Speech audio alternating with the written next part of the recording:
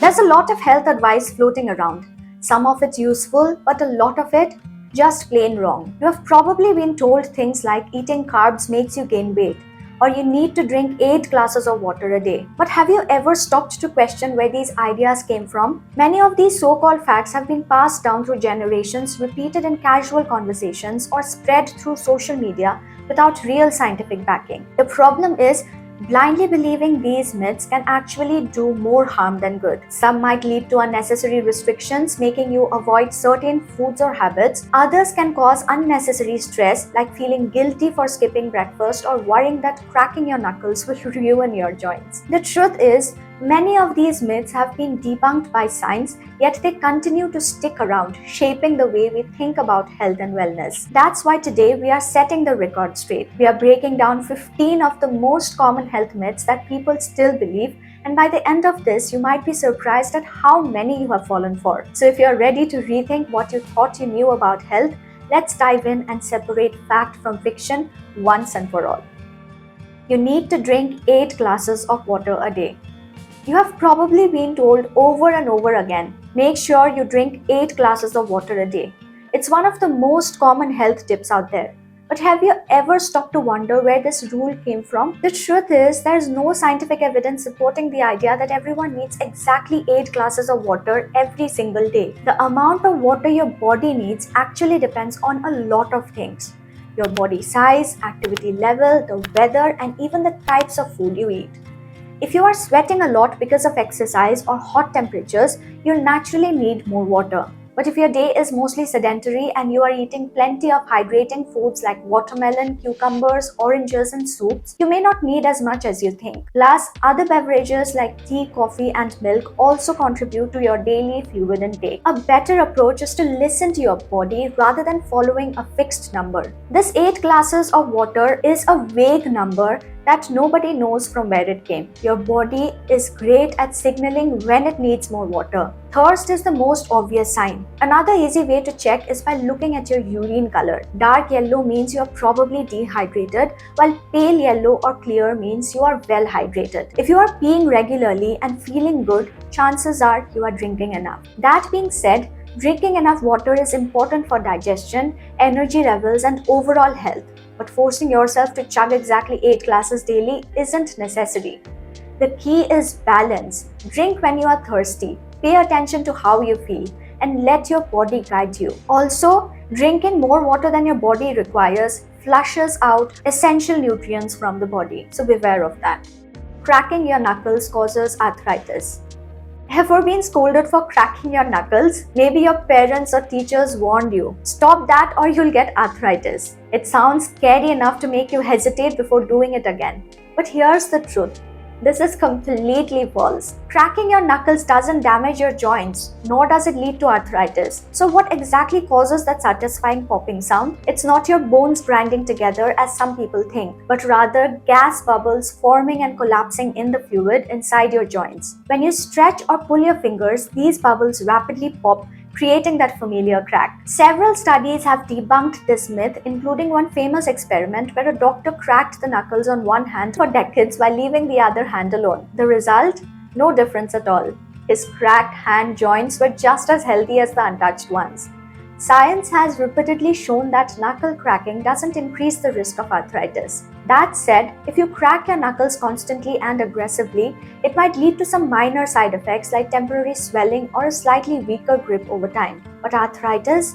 Not a chance. The real risk factors for arthritis are aging, genetics, joint overuse, and certain medical conditions, not your harmless little habit. So the next time someone tells you to stop cracking your knuckles because of arthritis, you can confidently say, that's just a myth. But if the habit annoys those around you, maybe do it in private to keep the peace, or maybe just chuck the habit. Carbs make you gain weight. Carbs have been unfairly demonized for years, with many people believing that eating them automatically leads to weight gain. You have probably heard someone say, if you want to lose weight, just cut out carbs. But here's the truth. Carbs themselves don't make you fat. Eating more calories than your body needs does. Carbohydrates are actually your body's preferred source of energy. Whole carbs like brown rice, oats, quinoa, fruits, and vegetables are full of fiber, vitamins, and minerals that keep your body functioning properly. They provide long lasting energy, help with digestion, and even support brain function. Cutting them out completely can leave you feeling sluggish, irritable, and tired. The real issue? Refined carbs. These are processed foods like white bread, sugary snacks, sodas, and pastries that lack fiber and nutrients but are loaded with sugar. They digest quickly, spike your blood sugar, and leave you feeling hungry soon after, leading to overeating. If you are gaining weight from carbs, it's likely because of these processed versions, not whole nutrient dense carbs. Instead of fearing carbs, focus on choosing the right ones. Whole grains, fruits, and vegetables can be a part of a healthy diet, while refined carbs should be eaten in moderation. Balance is key. So the next time someone tells you that carbs are the enemy, remind them that it's all about portion size, food quality, and overall calorie intake, not just carbs alone. Eating fat makes you fat. For years, fat has been blamed for weight gain. You have probably seen low fat or fat free labels everywhere, making you think that avoiding fat is the key to stay slim. But here's the truth: fat itself doesn't make you fat. Eating more calories than your body needs, regardless of the source, leads to weight gain. In reality, fat is an essential nutrient that your body needs to function properly. It plays a key role in hormone production, brain health, cell function, and even vitamin absorption. Healthy fats like those found in avocados, nuts, seeds, olive oil, and fatty fish can actually help with weight management by keeping you full and satisfied for longer. Cutting out all fat from your diet can leave you feeling constantly hungry and may even lead to nutrient deficiency. The real issue? Unhealthy fats and overeating. Processed foods high in trans fats and refined oils like fried foods, fast food, and packaged snacks can contribute to inflammation, heart disease, and weight gain. These fats are often hidden in processed foods, making it easy to consume too many calories without realizing it. Instead of fearing fat, focus on quality and portion control. Include healthy fats in your meals. Avoid heavily processed foods and pay attention to overall calorie intake. Fat isn't the enemy. Eating the wrong kinds in excess is. So go ahead and enjoy that avocado toast or a handful of almonds without guilt. Your body actually needs it. Microwaving food destroys nutrients. Many people believe that microwaving food zaps away all the nutrients, leaving it nutritionally useless. Maybe I've even heard someone say microwaving kills all the vitamins and minerals, and in the extreme cases, microwaving causes cancer. But here's the truth. Microwaving is actually one of the best ways to preserve nutrients in your food. Nutrients in food break down when exposed to heat, but the method of cooking plays a big role in how much is lost. Boiling vegetables, for example, can cause water-soluble vitamins like vitamin C and B to leach out into the cooking water. Frying food at high temperatures can also destroy delicate nutrients due to prolonged heat exposure. Microwaving, on the other hand, cooks food quickly and with minimal liquid, reducing nutrient loss. In many cases, it actually retains more nutrients than traditional cooking methods. One study found that microwaving broccoli preserved more of its vitamin C content compared to boiling. Similarly, microwaving carrots, spinach, and bell peppers helps to maintain their natural antioxidants better than other cooking techniques. As long as you are using minimal water and not overcooking your food, your microwave isn't harming your meals. It's actually keeping them nutritious. Of course, how you prepare food matters. Over microwaving or using too much water can lead to some nutrient loss, just like any other cooking method. But when used correctly, a microwave is a convenient, efficient, and nutrient-friendly way to prepare food. So the next time someone warns you about microwaving your veggies, you can confidently say, "Actually, it's one of the best ways to keep my food nutritious." Don't argue, just let it go. You can sweat out toxins. You have probably heard people say, hit the sauna or go for a run. You'll sweat out all the toxins. It sounds logical, right? Sweat is liquid leaving your body, so it must be flushing out toxins too. But here's the truth.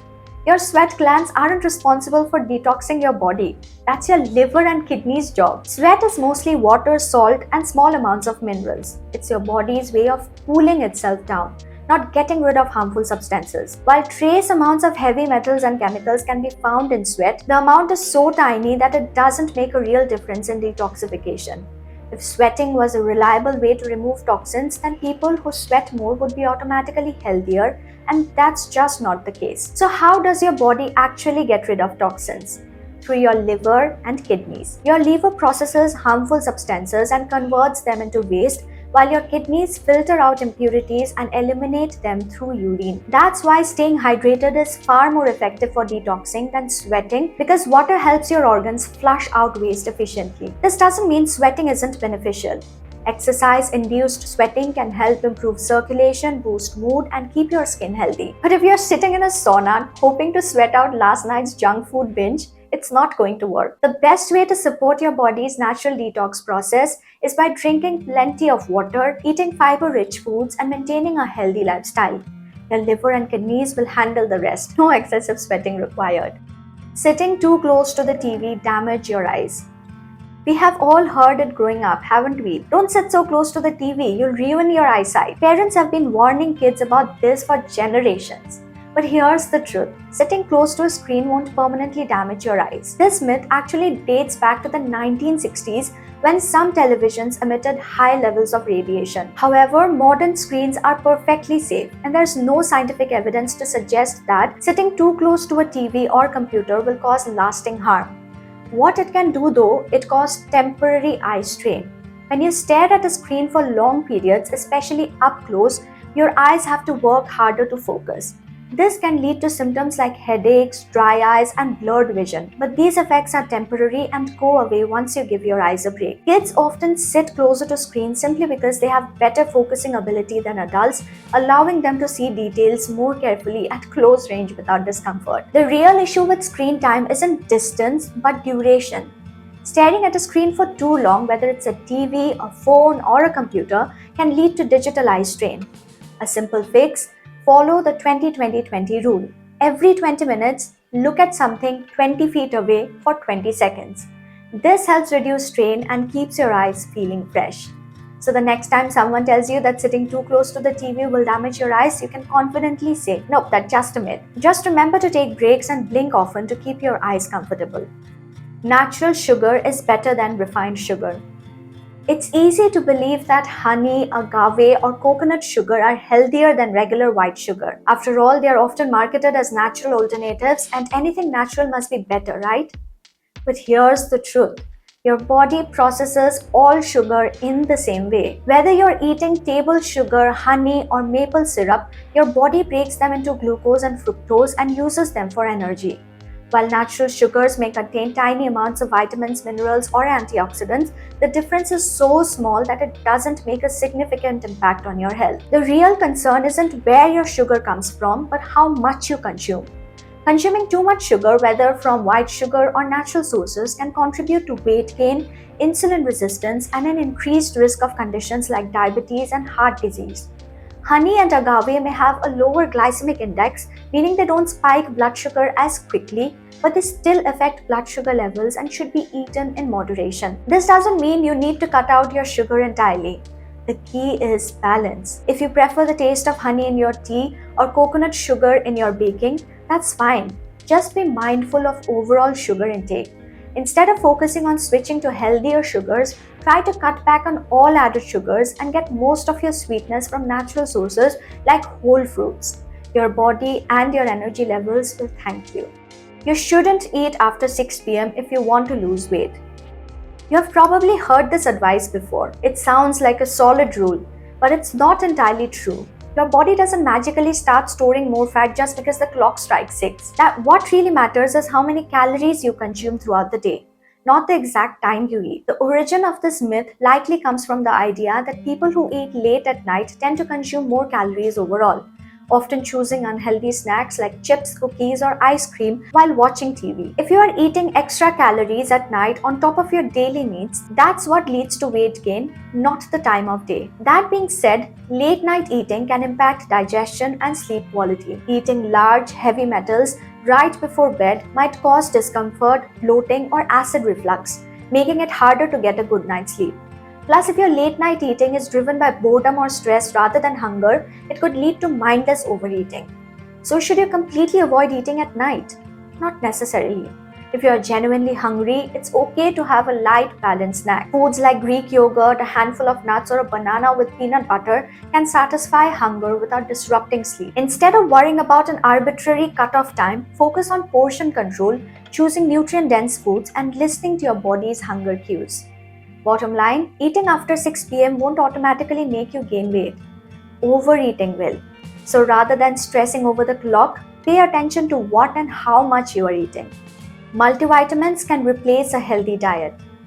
Taking a daily multivitamin might seem like a simple way to cover all your nutritional bases, but it's not a magic fix. Many people believe that popping a pill can make up for a poor diet, but the truth is, no supplement can replace the benefits of real whole food. Your body absorbs nutrients more efficiently from food rather than from pills. Whole foods provide a complex mix of vitamins, minerals, fiber, and antioxidants that work together in ways that supplements simply can't replicate. For example, vitamin C in an orange comes with fiber and plant compounds that help with absorption, whereas a vitamin C tablet is just an isolated nutrient. Food provides the full package, supplements don't. That doesn't mean multivitamins are useless. They can be helpful for people with specific deficiencies, dietary restrictions, or certain medical conditions. For example, vegans may need vitamin B12, pregnant women need folic acid, and people with limited sun exposure may need vitamin D. But if you are generally healthy and eat a well-balanced diet, you are likely getting most of what you need from your food. The best approach? Use supplements to fill small gaps, not as a crutch for poor eating habits. Instead of relying on a pill, focus on eating a variety of nutrient-rich foods like fruits, vegetables, whole grains, and lean proteins. A colorful plate is the best multivitamin you can get. So while a multivitamin can offer some benefits, it's no substitute for a healthy, balanced diet. If you're unsure about your nutrient intake, it's always best to consult a doctor or nutritionist rather than relying on a one-size-fits-all supplement. Shaving makes hair grow back thicker. This is one of the most common myths out there. Many people believe that shaving causes hair to grow back thicker, darker, or even faster. But here's the truth. Shaving doesn't change your hair's thickness, color, or growth rate. So why does it feel different when hair grows back? It's all about the way shaving works. When you shave, you cut the hair at the surface of your skin, creating a blunt tip. This blunt edge can make the hair feel coarser or more noticeable. But it's not actually thicker. If you let the hair grow out completely, it will return to its normal texture and appearance. Another reason this myth persists is that newly grown stubble appears darker and thicker, but this is just an illusion. When hair first starts growing back, it hasn't yet been exposed to the sun, friction, or products that naturally lighten and soften it over time. As it grows longer, it blends with the rest of your hair. Shaving also doesn't make your hair grow faster. Hair growth is determined by factors like genetics, hormones, and age, not by how often you shave. If shaving really made hair grow thicker and faster, people struggling with hair loss would probably use razors as a treatment and go bald every other day. So if you have been avoiding shaving because of this myth, you can relax. Your hair will grow back just as it was before. If you prefer smooth skin, go ahead and shave. If you don't, that's fine too. Either way, you are not changing the thickness or speed of your hair growth. It's just another old myth we can finally put to rest. Cold weather makes you sick. It's something we have all heard growing up. Put on a sweater or you'll catch a cold. But here's the truth. Cold weather itself doesn't make you sick. Viruses do. So why do more people seem to get sick in the winter? Here are a few reasons. First, when it's cold outside, we spend more time indoors, often in close contact with others. This makes it easier for viruses like the common cold and flu to spread. Second, dry winter air can irritate your nasal passages and weaken your body's natural defenses, making it easier for germs to enter. Another reason people associate cold weather with sickness is because flu season happens in winter. But that has more to do with how viruses survive and spread than with the temperature itself. Some viruses actually thrive in cooler, drier air, making them more active during the colder months. That said, staying warm is still important. While the cold won't give you a virus, being exposed to extremely low temperatures for long periods can weaken your immune system and make you more susceptible to infections. Plus, cold air can trigger respiratory issues for people with asthma or other conditions. So what's the best way to avoid getting sick in winter? Wash your hands frequently. Avoid touching your face. Stay hydrated and eat a balanced diet to support your immune system. If you're spending time indoors with others, make sure the space is well ventilated. And of course, bundle up if you're heading outside. It won't stop a virus, but it will keep you comfortable. Dark circles mean lack of sleep. If you have ever looked in the mirror and seen dark circles under your eyes, your first thought was probably, I need more sleep. While it's true that lack of sleep can make dark circles more noticeable, it's not the only reason they appear. In fact, genetics play a huge role in whether or not you have dark circles. Some people naturally have thinner skin under their eyes, which makes the blood vessels more visible, creating that shadowy look. If your parents have dark circles, there's a good chance you might have them too, regardless of how much sleep you get. Aging is another major factor. As we get older, our skin loses collagen and becomes thinner, making the area under your eyes look darker. This is a natural part of aging, but things like dehydration, sun exposure, and stress can speed up the process. Allergies can also contribute to dark circles. If you have seasonal allergies, your body releases histamines, which can cause swelling and puffiness under the eyes. Rubbing your eyes due to itchiness can also make the area darker over time. So if you have dark circles, don't assume more sleep will completely fix them. While getting enough rest does help your skin look refreshed, you should also stay hydrated, eat a balanced diet, and use an eye cream with ingredients like caffeine or vitamin C to brighten the area.